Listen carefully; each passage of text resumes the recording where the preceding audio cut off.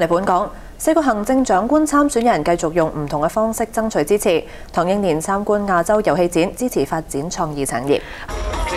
唐英年喺遊戲展中試玩最新嘅電子遊戲。即係等佢手部運動係啦。